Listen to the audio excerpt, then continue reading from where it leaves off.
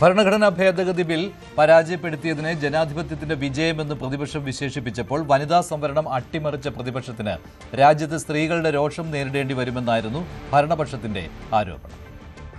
Congress party को आप लोग भी बताना है, जश्न मनाने का जरूरत नहीं है. ये तो पाप काम किया है. महिलाओं को अधिकार नहीं दे करके जश्न मना रहे, ये तो शर्मनाक बात है. इसलिए ये जो बजट सेशन है बहुत सक्सेसफुल बजट सेशन रहा है. बस महिलाओं का अधिकार देने में असमर्थ रहा है. हमने कल पार्लियामेंट में भी कहा है कि महिलाओं को जो इज्जत, सम्मान और महिलाओं के लिए जो उत्थान देने वाला काम मोदी जी ने जो किया है कोई सोच भी नहीं सकता है. लेकिन ये हम आगे भी करते रहेंगे. मोदी जी ने कहा है कि उनके महिलाओं के प्रति जो उनके सोच, उसका सम्मान देने का जो अभियान है, ये पहले से भी और ताकत होकर के हम लोग आगे काम करेंगे. ഈ വിഷയത്തിൽ രാജ്യവ്യാപക പ്രചാരണം നടത്താനുള്ള നീക്കത്തിലാണ് ഭരണപക്ഷവും പ്രതിപക്ഷവും. വനിതാ സംവരണത്തിന്റെ പേര് പറഞ്ഞ് മണ്ഡലങ്ങൾ വെട്ടിമുറിച്ച് ഭരണം ഉറപ്പിക്കാനുള്ള BJP നീക്കമാണ് അട്ടിമറിക്കപ്പെട്ടതെന്ന് KC വേണുഗോപാൽ പറഞ്ഞു. കൂടുതൽ വിവരങ്ങളുമായി കിരൺ ബാബു ചേരുകയാണ് ന്യൂസ് ഡെസ്കിൽ നിന്ന്. കിരൺ, വനിതാ സംവരണ ബിൽ ഞങ്ങൾ കൊണ്ടുവന്നു, പക്ഷേ നിങ്ങൾ പരാജയപ്പെടുത്തി, സ്ത്രീകൾ നിങ്ങളോട് പകരം ചോദിക്കും, ഇതാണല്ലോ BJPയുടെ പ്രചാരണ ആയുധം എന്ന് പറയുന്നത്. സ്വാഭാവികമായും ബംഗാളിലും തമിഴ്നാട്ടിലും ഉടൻ തന്നെ ഈ കാര്യങ്ങൾ ഉന്നയിച്ചുകൊണ്ടുള്ള പ്രചാരണമായിരിക്കുമല്ലോ BJP നടത്താൻ പോകുന്നത്. ഇതിനെ ഏത് രീതിയിൽ പ്രതിരോധിക്കുവാനാണ് പ്രതിപക്ഷത്തിന്റെ തീരുമാനം?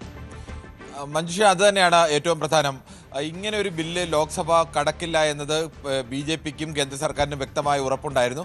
പക്ഷേ കടക്കാത്ത ഒരു ബില്ല് എന്തിനാണ് ഇങ്ങനെ ഈ സമയത്ത്, അതും പ്രത്യേകിച്ച് ബംഗാൾ, തമിഴ്നാട്, ആസാം, ഈ 3 സംസ്ഥാനങ്ങൾ, അതിൽ ബംഗാളും തമിഴ്നാടും രണ്ട് വലിയ സംസ്ഥാനങ്ങൾ, ഈ 2 വലിയ സംസ്ഥാനങ്ങൾ പ്രതിപക്ഷ പാർട്ടികൾ ഭരിക്കുന്ന സംസ്ഥാനങ്ങളിൽ തെരഞ്ഞെടുപ്പ് നടക്കുന്നതിൻ്റെ തൊട്ട് തലേ ദിവസം എന്ന് തന്നെ പറയാം. ആ തരത്തിലേക്ക് തെരഞ്ഞെടുപ്പിന് ഏതാനും ദിവസങ്ങൾ മാത്രം ബാക്കി നിൽക്കെ ഇങ്ങനെ ഒരു ബില്ലിൻ്റെ അവതരണവും അതിനുവേണ്ടി പ്രത്യേക സെഷനുമൊക്കെ നടത്തിയത്. ഇത് രാജ്യത്ത് വനിതാ സംവരണം നടപ്പാക്കുന്നതിനെ അട്ടിമറിക്കുന്നത് പ്രതിപക്ഷമാണ് എന്ന തരത്തിലേക്കുള്ള പ്രചരണമാണ്.